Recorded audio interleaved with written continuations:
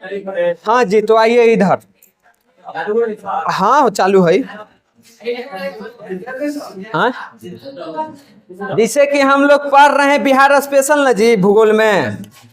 तो बिहार स्पेशल में हम लोगों ने 2 चैप्टर खत्म किया।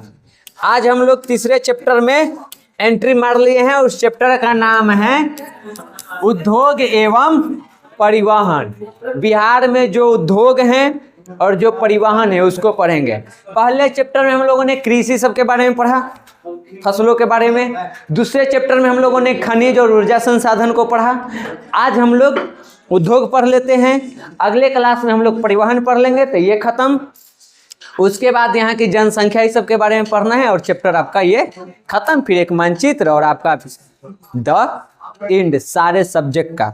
ठीक, तो आज ये इधर काम शुरू करते हैं। सबसे पहले देखिए, अब उद्योग परिवहन के बारे में ये सब बताने की जरूरत नहीं है, सब भारत वाला पढ़ा रहे थे तो वहां बता दिए हैं। खाली हमने बिहार में आइए, तो जैसे बिहार विभाजन के बाद यहाँ से खनिजों का हाँ काम खत्म, विलुप्त हो गया, नगण्य हो गया उस मामले में। तो जब खनिज ही नहीं है तो उद्योग कहाँ से लगेंगे? उद्योग ये बार आया था तुनी के मॉडल में शायद था कि उद्योगों के स्थानीयकरण के कारकों को लिखें, मतलब स्थापना करना था। या स्थापना हमको कहीं फैक्ट्री लगाना है उद्योग, तो क्या क्या होना चाहिए? तो परिवहन होना चाहिए, बिजली की पूर्ति होनी चाहिए, जल होना चाहिए, संचार की व्यवस्था होना चाहिए, सबसे इम्पोर्टेंट वहाँ पे कच्चा माल होना चाहिए। जो चीज़ के हम फैक्ट्री खोल रहे हैं उसका कच्चा माल नहीं है। जैसे यहाँ पे सब कुछ व्यवस्था है, ये हम मान लो एक उद्योग लगाएं और यहाँ पे पढ़ने वाले बच्चे ही नहीं हैं, तो इस उद्योग को लगाने का कोई मतलब है?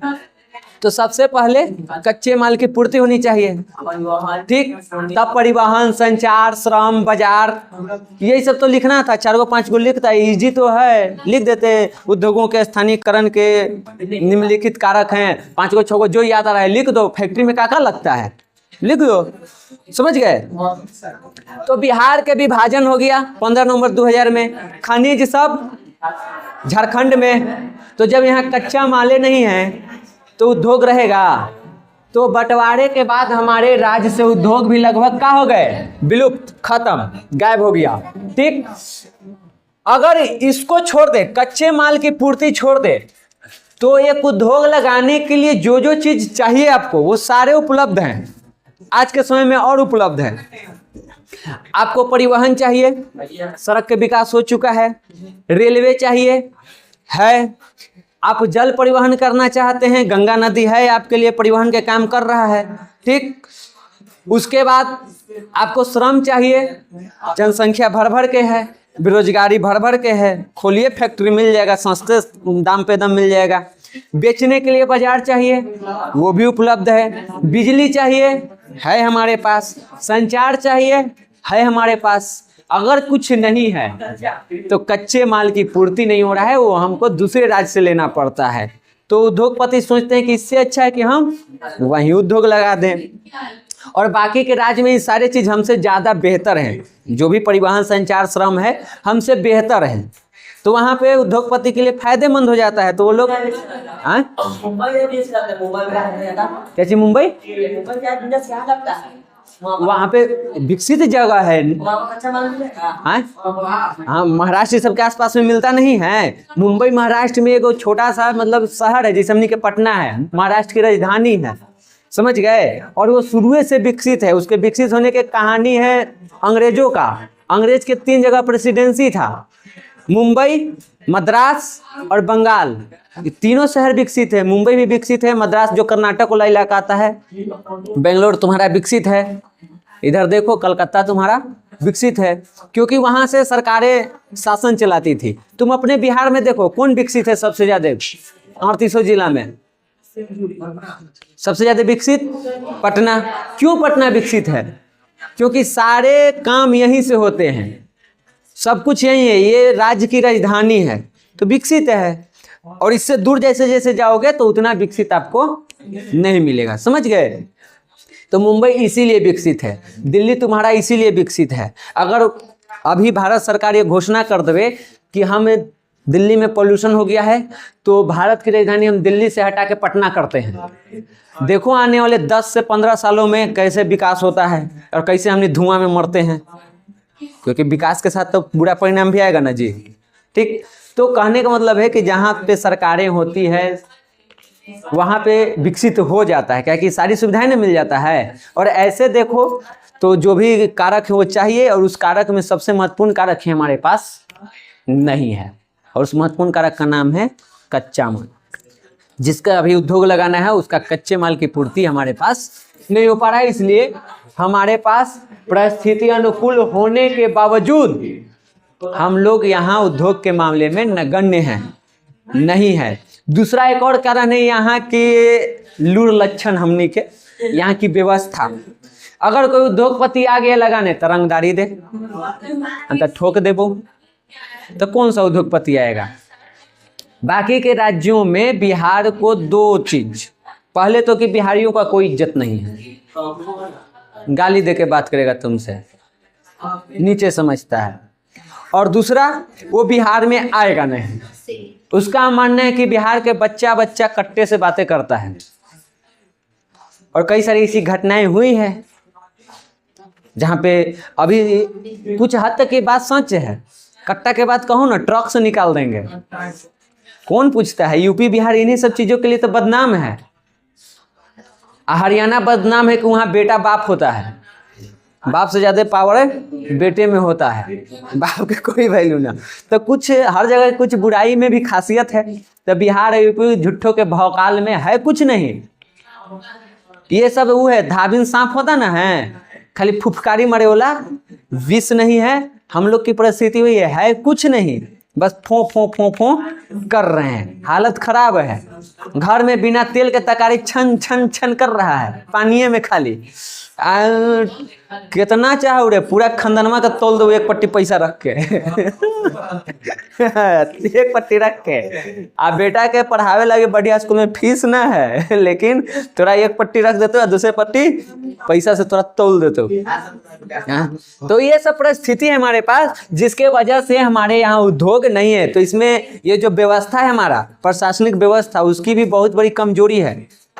धीरे धीरे इसमें सुधार हो रहा है, लेकिन वो भी एक कमजोरी है, जिसके वजह से यहाँ पे उद्योग नहीं है। ठीक, माना जाता है कि यहाँ पे 2007-8 के डेटा के अनुसार हमारे पास 262 गो छोटका बड़का उद्योग था, लेकिन धीरे धीरे इसका क्या हो रहा है, विघटन, खत्म होते जा रहा है, विलुप्त होते जा रहा है। ज्यादातर जो हमारे पास जो बड़े बड़े जो भी उद्योग मिलेंगे वो मुख्य रूप से पटना में मिल जाएगा।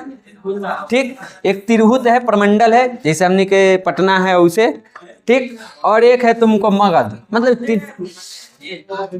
मगध मुख्य रूप से उधर गया वाला जो इलाका है ना, उसको आज के नाम पर आज के टाइम में जानते हैं।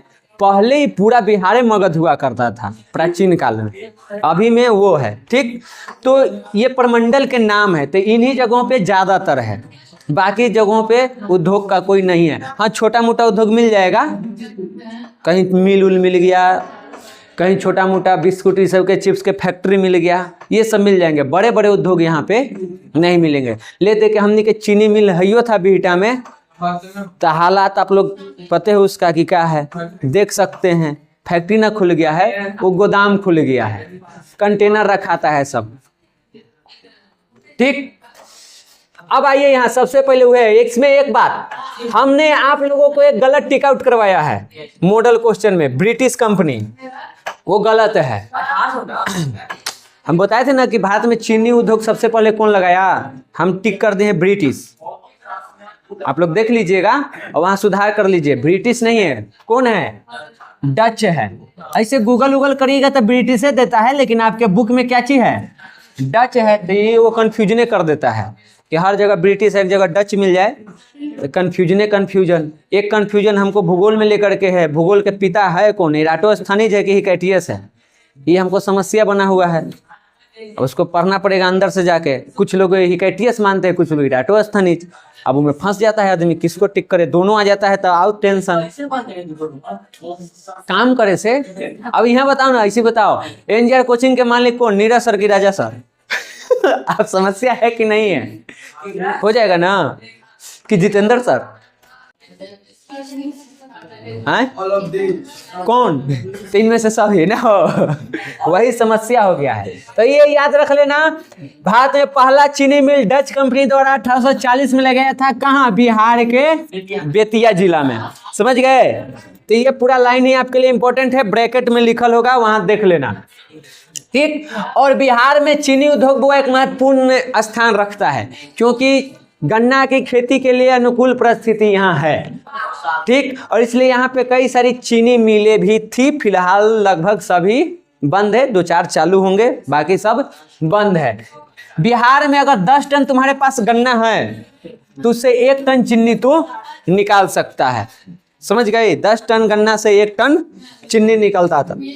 यहाँ पे पहले 29 वो चीनी मिल थी और 2006-07 के डेटा में आके कै गो हो गया? 9 गो, यानी 20 गो बंद पड़ गया। और 2006-07 से लेकर के 2026-27 पर हो तो जो बचा खुचा था वो भी खत्म, बंद पड़ गया है। कहीं इधर गन्ना की खेती होते हुए दिखता है? एक जमाना था कि पूरा भरा पड़ा था, पूरा जहाँ तक देखो गन्ना गन्ना दिख रहा है। तो ये एक हो गया है। ऐसे देखो तो पश्चिमी चंपारण, पूर्वी चंपारण, सिवान, गोपालगंज, सारण, दरभंगा, मुजफ्फरपुर, ये सब जगह हैं जहाँ पे चीनी मिल था। दक्षिण बिहार में आ जाओ तो जो विक्रमगंज है हमनी के उधर, आरा जिला से उन्हें रोहतास की तरफ वो पड़ता है शायद अरे जिला में, वो हम लोगों का बिहिटा चीनी मिल था। और एक गुरारू है, हाँ, इन्हें दक्षिण बिहार में। तो कोई नहीं तो इसके बारे में तो पते होगा, अगर बेटा गए होंगे तो एक बार ना एक बार इसको देखिए लिए होंगे। तो ये हम अपना मन से डाल दिए हैं। अच्छा, एक बड़ा आश्चर्य हो रहा है कि अरे बेटा नाम करने से आगे ले ना, नवतपुर आएगा, टेंशन मत ले, आएगा आएगा। ठीक। तो नवतपुर आएगा, पूरे किताब में एक जगह नवतपुर, एक जगह बिहटा। इतना बढ़िया कर्म तो न कैले कि रौनिया नाम आवा। मैप में तो आवा ना आवा ठीक से। रौनिया टोला आता है ना, कैसे आएगा? हम रहेंगे ना आएगा, हम करे हैं रौनिया टोला। रौनिया गांव नहीं आता है, रौनियान आता है, रौनिया नहीं। पढ़ल लिखल आदमी उसका स्पेलिंग लिखा था, ठीक ना? आधार कार्ड में सबका रौनिया ने लिखल हो तो देखा है। हम अपन तो सुधार करवाए हैं। तो प्राथमिक विद्यालय रौनिया टोला से हम बनवाए हैं, वो है, मिल जाएगा। ऐसे नाम नहीं आता है, आएगा किताबें में चाहिए, मैप में है ना आता, किताबें में आता। करो ऐसा कुछ कर्म कि लोग पढ़े। कैसे हम लोग जीरादेई के बारे में पढ़ते हैं? क्यों जीरादेई गांव के बारे में हम पढ़ते हैं बताइए तो? देखिए ये लोग होनहार स्टूडेंट है। तुम जीरादेई गांव के बारे में हम क्यों पढ़ते हैं? उधर है सारण छपरा दिन, सारण जिला, जीरादेई। डॉक्टर राजेंद्र प्रसाद के जन्म, बैल बुद्धि सब आदमी वहीं पे हुआ है, इसलिए उनका नाम पढ़ते हैं कि इस गांव में हुआ था। कितने सारे लेखक होंगे हिंदी में जिनका नाम तो पढ़ता है कि इनका इस गांव में जन्म हुआ था, इस जिले के इस गांव में। तो ऐसा कर्म किए बाबू वीर कुंवर से, ऐसा काम किए कि आज भी हम जगदीशपुर के बारे में पढ़ते हैं। तोड़ गांव के लोग ऐसा काम किया है। अब सोचो कैसन कैसन किया है कि पढ़े लगे है। देखो तो चीनी मिल के बिहार में स्थिति बहुत खराब है। तो जब 11वीं पंचवर्षीय योजना लाया गया तो कोशिश किया गया ना कि बिहार के चीनी मिल के उत्पादन को बढ़ावा दिया जाए, लेकिन इसका कोई अच्छा सा रिजल्ट देखने को हम लोगों को नहीं मिला है। कोशिश किया गया था, फिर लोग अपना पेट भरे में लग गए होंगे, ठीक। तो कोई खास इसका महत्व नहीं है। जूट उद्योग में आइए तो बिहार में तो जूट का उत्पादन होता ही होता है, साथ ही साथ पूरे भारत में जूट के उत्पादन है, कई सारे राज्य जहाँ पे होता है, ठीक। तो उसमें भारत का एक महत्वपूर्ण स्थान है। इसको हम लोग इसी को कहते हैं ना सुनहरा रेशा, जूट, जूटे को। हाँ, हम जूट पर्सन में कंफ्यूज कुछ कुछ दिमाग में चलते रहता है। तो इसको हम क्या कहते हैं? सुनहरा रेशा भी कहते हैं। और जट हो गया है। आज़ादी से पहले यहाँ पे 110 गो जूट के कारखाना था हमनी के बिहार में, न भारत में, पूरे भारत में 110 गो। लेकिन फिलहाल बिहार में इसका भी हालत खराबे है। जो भी पहले का उद्योग था वो भी सब बंद होने की स्थिति पर है, और कई सारे बंद हो गए हैं, चाहे किसी का भी पढ़ो, ठीक। जूट के कारखाना ये 110 में सबसे ज्यादा पश्चिम बंगाल में और दूसरे नंबर पर बिहार में था। लेकिन अभी देखो तो आज़ादी के बाद यहाँ पे बस 3 गो है, एगो कटिहार में, एगो पूर्णिया में और एगो दरभंगा में। वो आज की स्थिति में चल रहा है कि बंद है, करंट हमको जानकारी नहीं है, ऐसी परिस्थिति है। हाँ देखो मिलिए गया, खाली कटिहार वाला चल रहा है। जो यहाँ पे पूर्णिया और दरभंगा वाला था 3 गो में से 2 गो बंदे है, ये चल रहा है। और कौन डेटा के अनुसार 2006-07 वाला डेटा के अनुसार 2026-27 में चल रहा है कि ना चल रहा है पता नहीं। तो उद्योगों के हालात यहाँ पे बहुत ही खराब है पूरा। ठीक, उसके बाद है टेम्बैको। हाँ ये चलेगा, एकरो स्तर गिरल है। टेम्बैको में खैनी सब, सिगरेट, बीड़ी, हाँ तो ये सब के भी उत्पादन गिरा है। ऐसे पिए वाला आदमी बढ़ा है लेकिन गिरा है। मुंगेर में एक जगह है जिसका नाम है दिलावरपुर, हाँ वहाँ पे एगो कंपनी है जिसका नाम है इंपेरियल टोबैको। बेल हम करें मुंगेर, तू घूम रहा है बिहटा, हद हाल है। दिलावरपुर माने खाली बिहट है।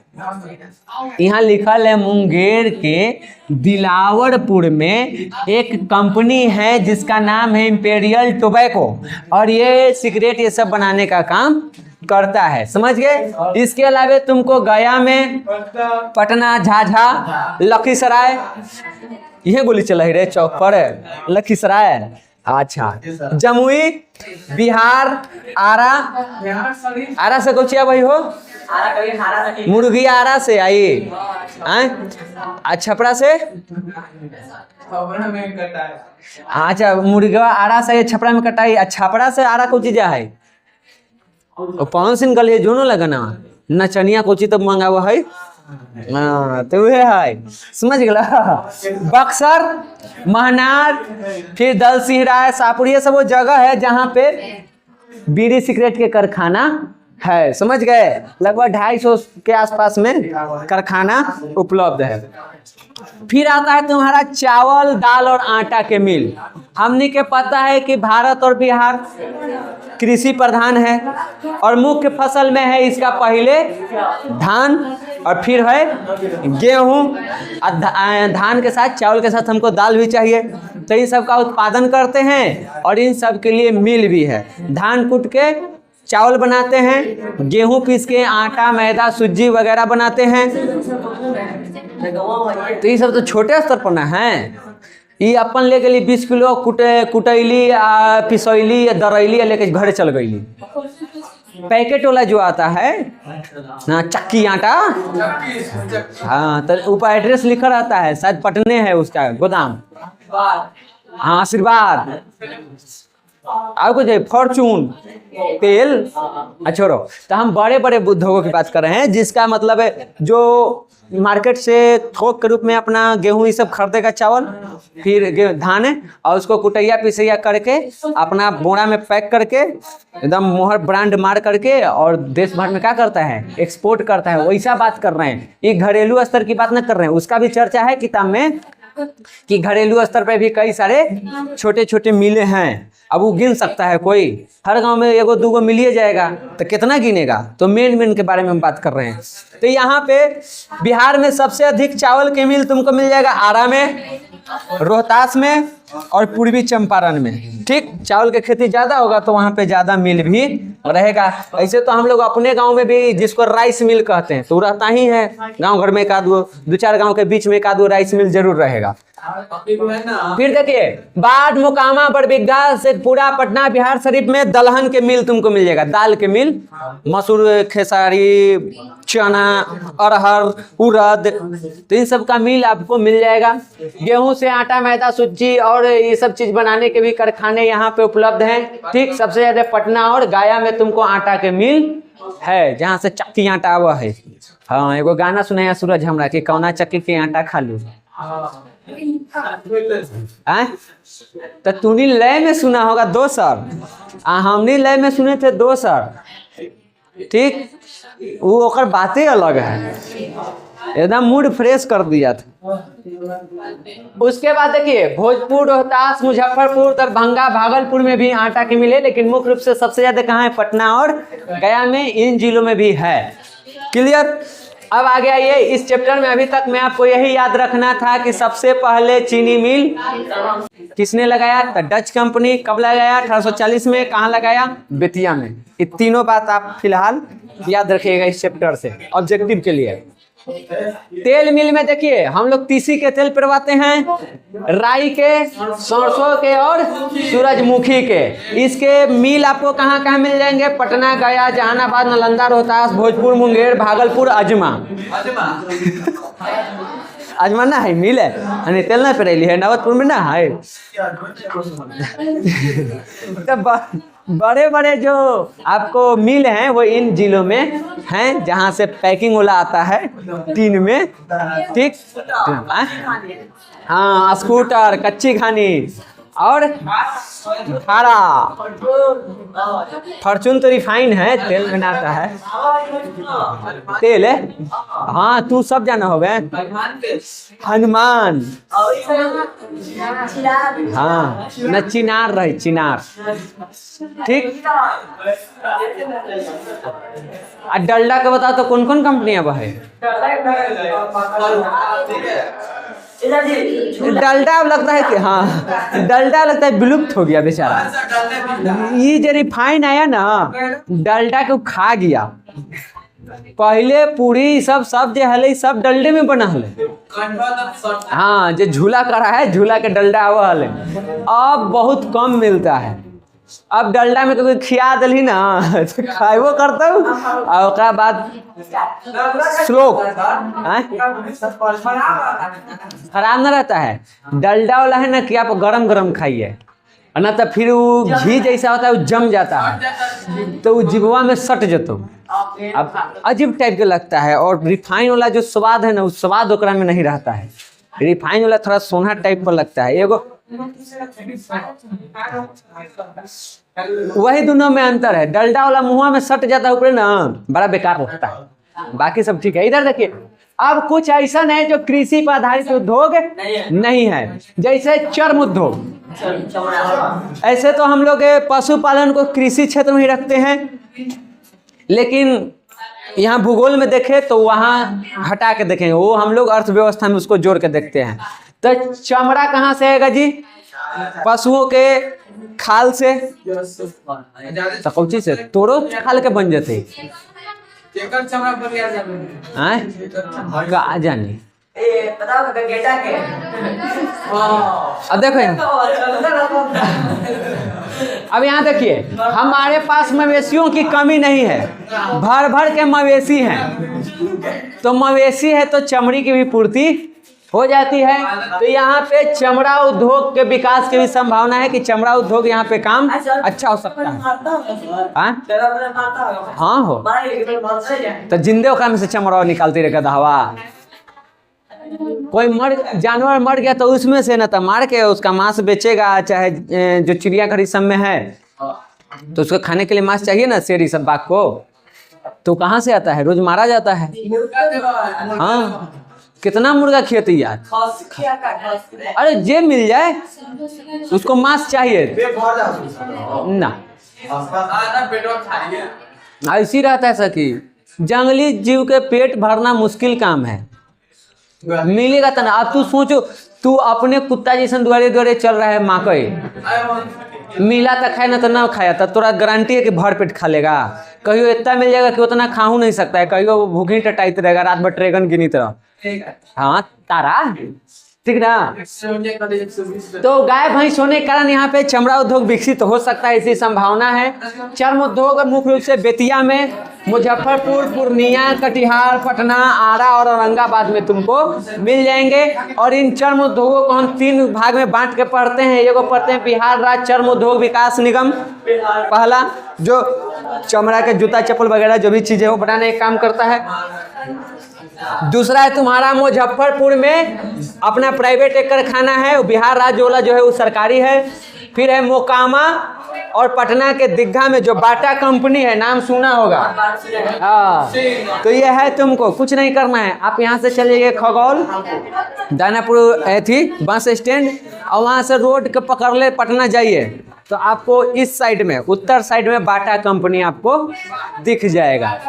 हाँ, उसी की बात हो रही है यहाँ पे, समझ गए। तो चमड़ा के वहाँ पे भी चप्पल जूता ये सब बनाने का काम होता है। उसके बाद दानापुर मुकाम है, दानापुर वाला जो है बाटा कंपनी और एक मोकामा में, दोनों बड़ा बड़ा है। तो बाटा कंपनी के क्यों ना मालिक रहेगा रे, ब्रांच अलग अलग है, जूता चप्पल सब आता है ना। पहना ई गरीब आदमी के देख ना कुछ पहन ले हो तू, आधा जड़ल है। हमर से महंगा ना हो तो देख ले, अरे हमर से देख ले, महंगा ना हो तो महंगा ना भैया ना, हमर से महंगा ना हो तो। हाँ, ज्यादा बोलिए तो नुकसाने कर दो। लइकन ऐसा हमारा शब्द सिखावा न, हाय रे हाय, महंगा नुकसान। वस्त्र उद्योग में आइए। वस्त्र का उत्पादन करना बिहार में एक प्राचीन कला है, और यहाँ में भागलपुर में के जो रेशमी कपड़े हैं वो पूरे विश्व में फेमस था। और रेशम में भी तसर सिल्क जो होता है सबसे बढ़िया क्वालिटी वाला, उसका कपड़ा बनता था। ठीक, तो यहाँ पे सूती, रेशमी और ऊनी 3 तरह के वस्त्र बनाए जाते हैं। ऊनी बहुत कम है, क्या कि ठंडा क्षेत्र नहीं है, तो जो भेड़ वगैरह है उससे जो मिलता है ना बाल उसका, तो उसी से कंबल उम्बल बनाने का काम किया जाता है। बाकी स्वेटर ये सब का काम नहीं होता है। हाँ, उधर राजस्थान जम्मू कश्मीर के तरफ बहुत होता है, समझ गए। तो भागलपुर में तसर सिल्क के कपड़े बनते थे, लुंगी, चादर, और ये सब देश में और विदेशों में भी प्रसिद्ध था। अरे रेशम के, सिल्क मतलब होता है रेशम, तो रेशमी साड़ी सुन ले हैं, तो रेशमी कपड़ा होता था। और रेशम में सबसे बढ़िया क्वालिटी के जो रेशम होता है उसका नाम है तसर। तो बढ़िया रेशम है तो कपड़ा भी बढ़िया होगा, तो वो भागलपुर में बनता था।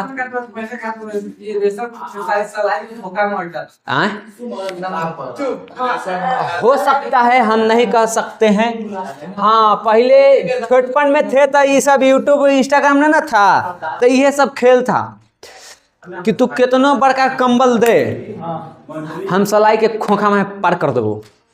अब पार हो जाता था, कितनो मोटा तू कंबल दे दो, पार करे के उपाय था। इस सलाई के खोखा है, ये जा रहा है, गया, अब यहाँ से मोटा हो गया तो कुछ बात में फंसा के पलट के इसे निकाल दो। ऐसे डाले ना, अब इन्हें से मोटा है तो ना निकलेगा, तो थोड़ा बात में फंसा के उन्हें घुमाया कहीं कि देख निकल गया, निकल गया, हो गया, समझ गए। तो हम हूँ बचपन में सोचे ना कि कैसे मैं निकल जाए, फटे ना, तो चोरी पकड़ा गया। निकाले थला ने, ये धन्नू के पापा निकाली थला ने, ठंडे के दिन में तो कमर रहे करता है, तक निकलन की देख निकाला हो, ऐसे निकाली था, निकाली गई कलन की ऐसी बात में उन्होंने दिखावे लगल, आ गत्ते घुमा के खिंचते देख लिया, हाँ यहाँ गड़बड़ है, ऐसे निकलता है, समझ गई। हाँ, और देखो, औरंगाबाद के ओबरा और दाऊद नगर के कंबल इंपॉर्टेंट है बउआ। दाऊद नंबर 2 जगह, औरंगाबाद में 2 जगह है, एक है ओबरा और एक है दाऊद नगर। वहां के कंबल और कालीन पूरे विश्व में, भारत में उसकी मांग है, वहां पे बनता है। ये ऑब्जेक्टिव में आपके लिए इंपॉर्टेंट है, पूछ देगा कि बिहार में कालीन कहाँ बनता है, तो औरंगाबाद में, या ऑप्शन में ये सब देगा, ओबरा दाऊद नगर, तो वो करना होगा, समझ गए। इसके अलावा डुमराव, गया, मोकामा, मुंगेर, फुलवारी शरीफ, भागलपुर में सूती वस्त्र बनाने के काम होते हैं। रेशमी वस्त्र में सबसे ज्यादा भागलपुर बताइए दिए। ऊनी वस्त्र यहाँ न के बराबर, बस जो भेड़ से कुछ ऊन प्राप्त होता है उसी से कंबल बनता है। कहाँ? पटना, मुजफ्फरपुर और मुंगेर जैसे जिलों में। उसके बाद आ जाइए खनिज वाला पर, अभी ढेर है रे, आराम से रह, टाइम पास करवा दे, खींचे दे जल्दी, हल्ला न कर। देखिए अब ये खनिज वाला पर, तो खनिज में है आपको सीमेंट, रासायनिक और कांच के उद्योग। सीमेंट उद्योग के लिए क्या चाहिए हमने के? चूना पत्थर, ठीक, कच्चा माल के रूप में, उसी से सीमेंट बनाते हैं। और चूना पत्थर हमने के मिलता कहाँ से है? कैमूर के पहाड़ियों से, वहाँ पे खनन होता है। सीमेंट के लिए उद्योग जो है वो खुला था डेहरी ऑन सोन में, डालमिया नगर, लेकिन फिलहाल बउआ ये बंद है। और इस जगह पे हम फूफा जी कब्जा करके घर बनैले हैं। ये जो डिहरी अनशन है ना, यहाँ एगो उद्योग था, फैक्ट्री बहुत बड़ा, उसका जमीन है, तो वो डलमिया नगर उसको कहते हैं, तो बंद पड़ल है। तो हमारे फूफा जैसन कितने लोग हैं उसको कब्जा कर लिए, मतलब वहाँ रह गए और वहीं पे अब घर 2 तल्ला ठोक दिए, लिए अब सम्राट चौधरी का कहा आक्रमण हटाओ। तो वही डालमिया नगर में वो रहते हैं, एकदम डिहरी ऑनसन स्टेशन से एकदम सटल ही डालमिया नगर है। स्टेशन से उतरेगा तुमको उद्योग फैक्ट्री दिखाई देगा सब, जैसे हमने के चीनी मिल कैसे जर्जर अवस्था में है वैसे वो दिखेगा। ठीक, फिर बरौनी जिला में यहाँ पे उर्वरक बनाने के लिए एक फैक्ट्री था जिसका नाम है हिंदुस्तान फर्टिलाइजर्स उद्योग, तो वो उर्वरक बनाता था। इसके अलावा यहाँ पे रंग, तेल, साबुन, दवाई, रासायनिक और भी कई सारी चीज़ें बनती है छोटे स्तर पर। कांच के मुख्य रूप से यहाँ पे चूड़ी बनाने का प्रचलन है। ठीक, कांच के उत्पादन पटना, हाजीपुर, दरभंगा, भागलपुर में होता है। फिर है वन पदार्थों पर आधारित कुछ चीज, जैसे नरकटियागंज, जोगबनी, बड़, ये सब नाम है, ये सब नेपाल के तरफ है। फिर गोपालगंज, मुजफ्फरपुर, समस्तीपुर, पटना, भागलपुर, कटिहार में कई सारे लकड़ी के कारखाने आपको मिल जाएंगे जहाँ फर्नीचर के काम होता है, लकड़ी के सामान बनते हैं। हाजीपुर, बेतिया में प्लाईवुड के कारखाने हैं, प्लाई वाला, लकड़ी वाला अलग होता है और प्लाई वाला अलग होता है, तो उसका भी कारखाना है। ये आप लोग याद रखिएगा, ठाकुर पेपर्स मिल्स कागज बनाने वाला है, और इस सब के लिए हमको वन पदार्थ चाहिए। ठीक, पेड़ ये सब कागज से बनाने में जरूरत होता है ना उसका। तो ठाकुर पेपर्स मिल्स कहाँ है? समस्तीपुर। और अशोक पेपर मिल्स कहाँ है? दरभंगा में। दो इंपॉर्टेंट है, तो कागज उद्योग के भी यहाँ काम होते हैं। इसके अलावा छोटे स्तर पर बरौनी और पटना में भी कागज के उद्योग हैं। समझ गए यहाँ तक? क्लियर? बाकी सब ऑब्जेक्टिव में याद करना है।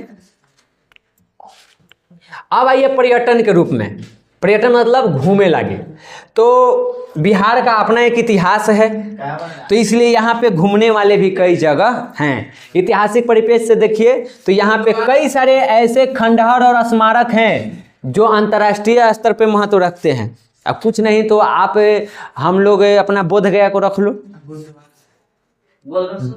दुनिया भर के लोग उसको घूमने आते हैं, बौद्धिस्ट जो हैं। पावापुरी मंदिर को देख लो, कैसन कई सारा जगह है जहाँ पे विदेशी सब घूमने आते हैं, तो अंतर्राष्ट्रीय रूप में उसका महत्व है। तो उसमें देखो बौद्ध मंदिर जो है उसको देख लो, जैन मंदिर देख लो, गुरुद्वारा हो गया, दरगाह हो गया। हमने के मनेरे के दरगाह है, ऐतिहासिक चीज़ है, घूमने वाला लोग आते हैं घूमने। तो ये सब यहाँ के प्रमुख दर्शनीय स्थल हैं। और ये सब स्थित कहाँ है? राजगीर, पाटलिपुत्र, वैशाली, बोध गया, नालंदा, पावापुरी, पटना, गया, इन सभी जगहों पे देखो। सुल्तानगंज, देव नहीं जानता है? औरंगाबाद में पगला नामी सूर्य मंदिर है। हमको तो लगता है कि पूरे बिहार में जितना हमको लगता है कि देव में भीड़ लगता है ना छठ में, उतना और कहीं नहीं लगता होगा। आपको 4-5 किलोमीटर पहले ही रुकना पड़ेगा अगर लेट से गए हैं तो, यानी मंदिर से 4-5 किलोमीटर इधरे रहिए, उधर जगह नहीं खाली है, पूरा फुल।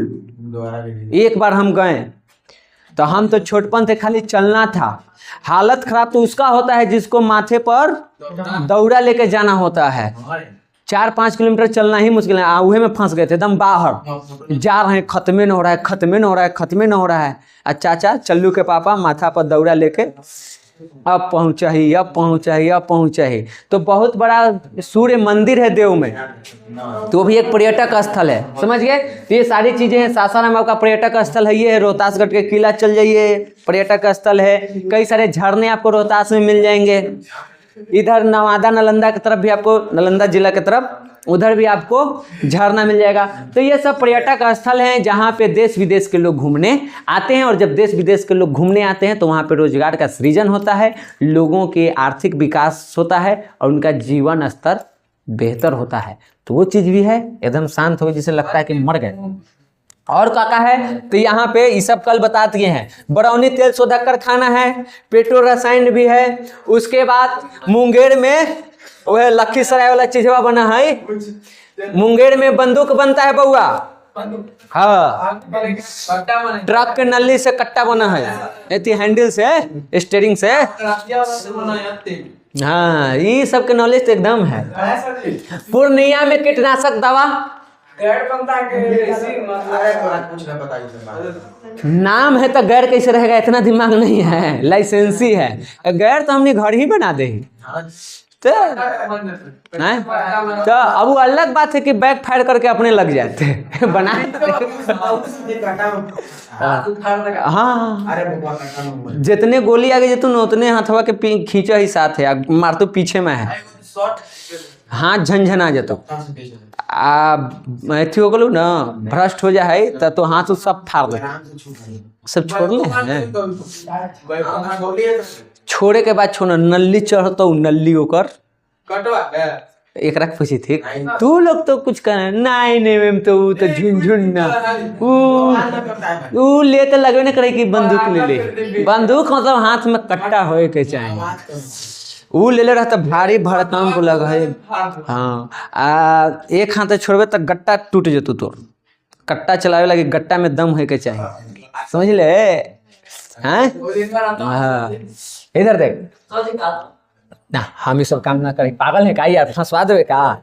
बेतिया में वो तो प्लास्टिक का उद्योग है, ये सब तो हमने के बेसिक नॉलेज है, जनरल नॉलेज है, ये सब लगे चलावे की जरूरत है। सबके घरे है, हमारे घरे ना है। झूठो बात हम नहीं बोलेंगे। अगर किसी को शक है तो पुलिस थाना ले आइए, पूरा हमारे घर छनवा लीजिए, नहीं मिलेगा, जरूरत ही नहीं है। क्योंकि एक उम्र के बाद ये एहसास हो गया ना कि असली हथियार वो नहीं है, असली हथियार तो ये है, इसको पकड़ो। तो अब मेरा जो हथियार है, जो मेरे घर में मिलेगा भर भर के कट्टा के रूप में, सब खाली यह मिलेगा। इतना बड़ा बड़ा किताब मिलेगा नहीं, कहेगा ये 2 किताब दे दी ना, वो तो एक से न टंगते, एक भूटनिया से इतना भारी भारी है। भैया वाला जो किताब है, बहन वाला, इतना मोटा मोटा है, जो बीटे की सब करता होगा उसको पता होगा, ये मोटा मोटा। तो हमारे पास हथियार के रूप में अब वही है, बाकी हथियार की जरूरत नहीं। हम कोई से अब कहाँ कोई से हम लड़ाई करते हैं, हो लड़ाइए नहीं करते हैं, लड़ाइए छोड़ दिए। अहिंसा परमो धर्म, मैंने बुद्ध को पढ़ा है, तो वो तो गाय भैंस से चरावे लगे, लाठिया तो रहे करते, वो सब हथियार उथियार गोली मारते उसको, और चाहिए भी नहीं है। अगर चाहिए तो उसके लिए एग्जाम देंगे, पास करेंगे या लाइसेंसी लेके घूमेंगे, ठोकूँ दी तो कोई बात ना। ठीक, सरकारी गुंडा बनिए। ये कोई पुलिस अधिकारी नहीं, अधिकारिणी बोली है महिला पुलिस कि गुंडा बनना है तो सरकारी गुंडा बनो, घर में से तोरा उठाइयो लेंगे, मारबो करेंगे, हमारे पर कोई केसो नहीं होगा। बंदूकों लेके घूमेगा एकदम, तो होता ना है। पुलिस देखते लोग थरथराए लगा है। अरे जामा होती जहिया ना, जहिया ले दे पर वर्दी है, कोई के 2 थप्पड़ दे दे तोरी गलती हलो, डर ही सर सर सर करने लगेगा। तो वो लोग गुंडा बनेंगे कि ये सब है कि कहाँ कुत्ता के मोगत मरा गया, कोई आता पता हवा, कुत्ते के मोगत मरता है ऐसा, कहीं ठोका जाता है, डरे बाजार नहीं जाएगा अकेले ना, जाम कोई ठोक ठाक देता है। 10 गो के गैंग में कुतवन कैसे चलता है गैंग में, तो वो वाला ना चाहिए। एक उम्र के बाद एहसास हुआ कि ये तो कुत्ता जैसन जिंदगी है, शेर जैसन जिंदगी तो ई वाला पे होता है कि 10 गो गाड़ी डीएम के आगे पीछे चल रहा है एकदम बॉस, समझ गए। और देखो, हरनौत में रेलवे कोच फैक्ट्री, राजगीर में युद्ध के कारखाना जो युद्ध के सामान बनते हैं तो उसके लिए तुमको उपलब्ध है। फिर चंडी में एक जैविक खाद कारखाना है, दरियापुर छपरा में रेलवे के चक्का का निर्माण होता है। तो ये सब कारखाने हैं। नब्बी नगर के कल तुमको बता ही दिए हैं कि यहाँ पे तापीय विद्युत योजना के काम चल रहा है, परियोजना बनाने का। ठीक, मुंगेर जिला में जो जमालपुर है वहाँ पे डीजल इंजन के काम होता है रेलवे के। बस हो गया, एक पेज और है। तो मुंगेर जिला में आपका रेलवे वर्कशॉप है जमालपुर का, एशिया का सबसे बड़ा रेलवे वर्कशॉप है ये। ठीक, और इसकी स्थापना हुई थी 1875 में। हाँ, बस हो गया, खत्म। अब देखिए, ए बबुआ 5 मिनट देख ले। बिहार के औद्योगिक पिछड़ेपन के कारण सबसे पहला चीज, यहाँ पे कच्चे माल की कमी है। दूसरा, परिवहन, ऊर्जा, इन सब चीजों का विकास तो हुआ है लेकिन उतना नहीं हुआ है जितना होना चाहिए, तो ये भी कमी है। तीसरा, यहाँ के दादागिरी को रख लो। पूंजी और आधुनिक तकनीक की भी कमी है, क्योंकि ये सारी चीजें नहीं है तो पूंजी भी नहीं है, पूंजी नहीं तो नई मशीन नहीं, नई मशीन नहीं तो फिर इनकम नहीं तो फिर पूंजी नहीं, उस चक्र में हम फंस जाते हैं जाके। और विदेशी निवेश की भी कमी है। कोई आता है निवेश करने तो हम रंगदारी मांग लेते हैं, तो कोई यही नहीं करता है। तो ये सारी चीजें हैं। कल हम लोग बिहार परिवहन को पढ़ेंगे। ठीक।